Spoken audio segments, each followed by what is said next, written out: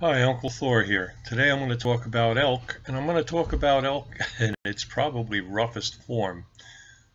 It's a rune of defense, and we're going to talk a little about defensive warfare. Different ways of defense that are part of a manifestation of the Elk Rune.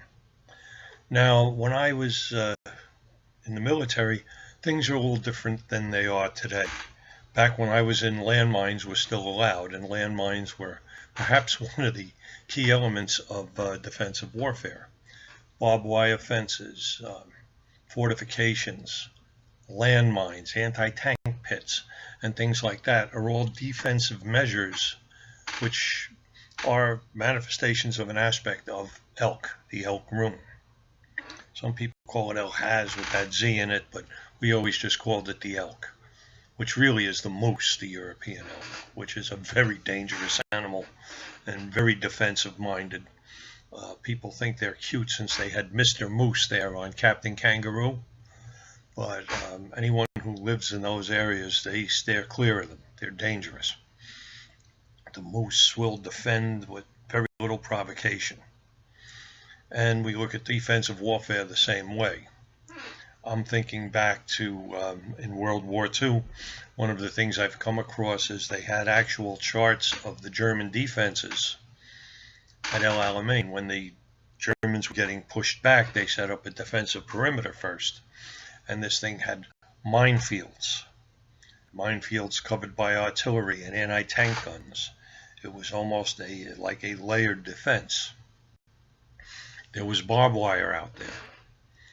And the British had to do things the hard way and dig out the mines when they could have just shelled the minefields. That would have cleared them.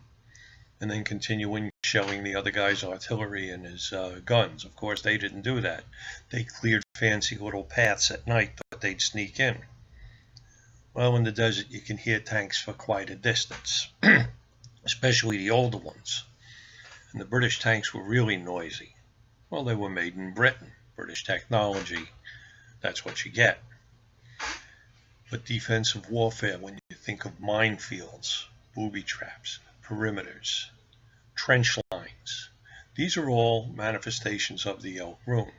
And as you know, defensive warfare can be particularly nasty.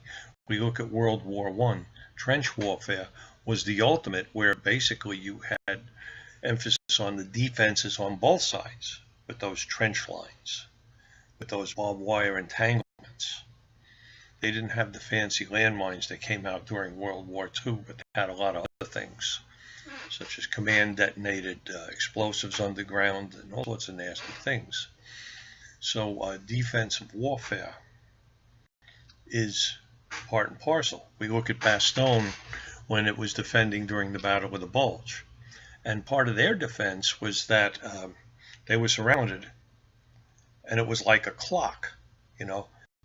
If the enemy's coming towards 2 o'clock, you move your assets there.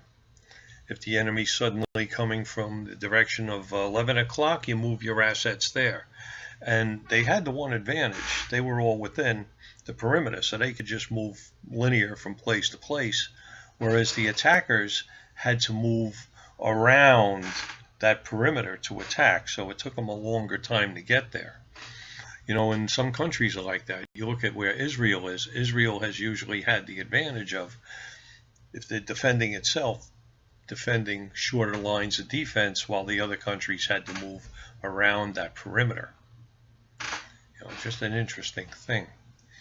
But defensive warfare doesn't necessarily mean static. As we see at Bastogne, it can be an active defense where the defense moves from place to place as needed to shore up the defenses, and in fact to counter and drive off the attackers, because a key part of any defense is not only holding off the enemy, it's the counterattack. See, that's the thing with elk.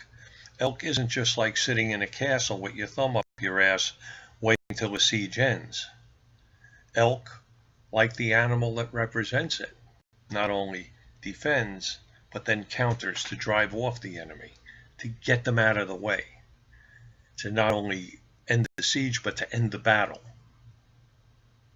And again, you saw that at Bastogne and such. Once we had the Germans pretty much contained. We had the air power going again. Patton's army had moved in to help. Then there could be the counterattack to drive them off. So history itself gives us examples of this defensive warfare of elk. Remember, elk not only defends, but it repels. It pushes. The counterattack is to repel the attacker. Remember on the old pirate movies when they're going to fight with swords at the sea and they go, repel boarders.